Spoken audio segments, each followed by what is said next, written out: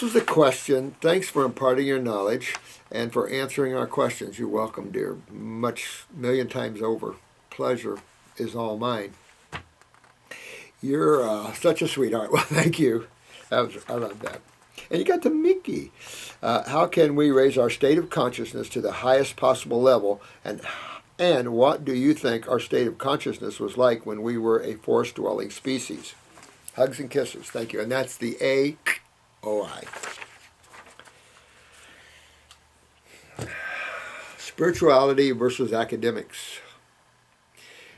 In our classes, the first part of the day, the first day, is the discussion on how God put creation together. We've talked about it here on the YouTube. And I talk about it extensively at the class because we have to understand how we're put together. And the problem is we have God or the Creator or whatever, however you want to look at that essence, which all life springs from. However you look at that. It doesn't matter. Names are unimportant because name is just trying to define something that's infinite.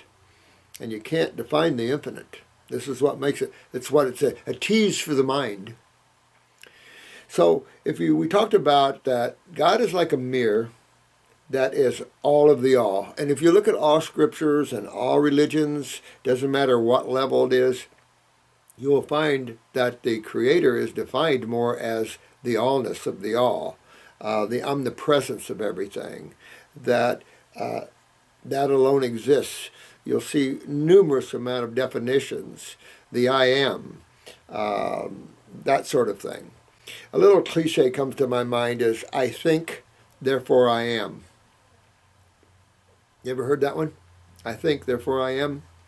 Well, it's better said, I am, therefore I think. See the difference?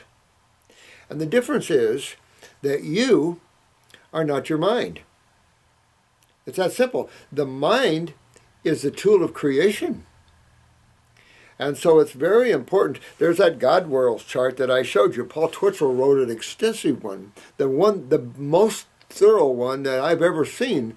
I'm trying to find it around here. I started putting together my own God World chart from my own experiences and what I've learned from Twitchell and others.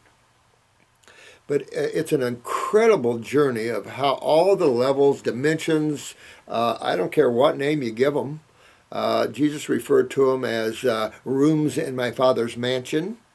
But in Buddha and Eastern religions, we call these states of consciousness, levels of consciousness. You can call them dimensions. You can call them realms.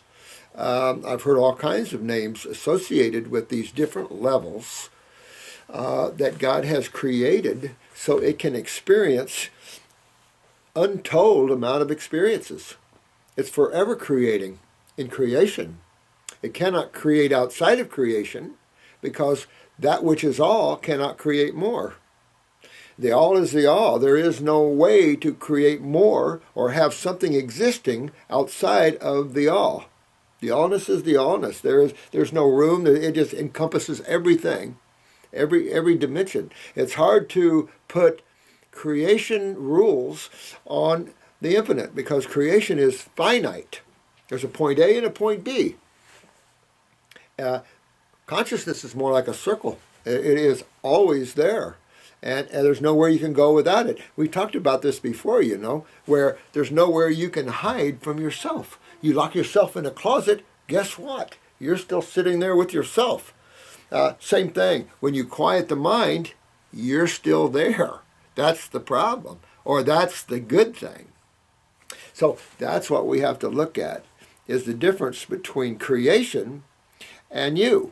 And the best way, and I've used this analogy before, is when you go to a very well-directed movie. And the directors that direct a movie so well that you lose yourself for that movie is considered the best directors. Because they can literally take your awareness and pull it into drama and lose the fact that you are there watching the drama. And you become part of the drama.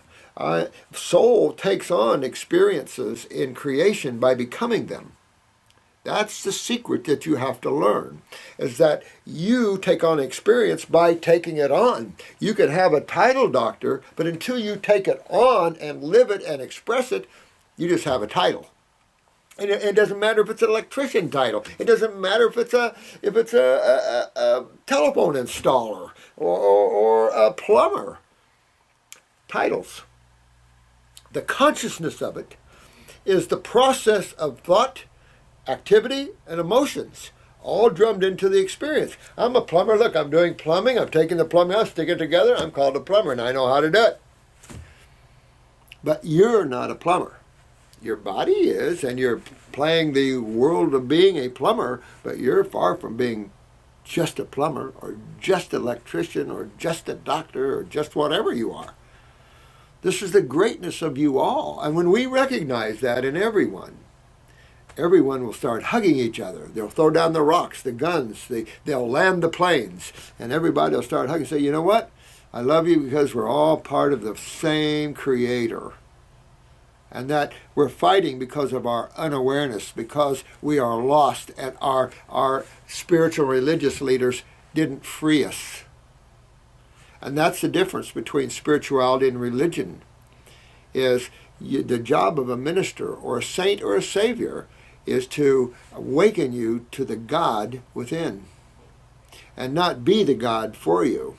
No true master or spiritual being will ever be between you and yourself and whatever you want to call yourself. God, whatever you want to call that. A true spiritual being will always bring you into God consciousness and allow you to have that.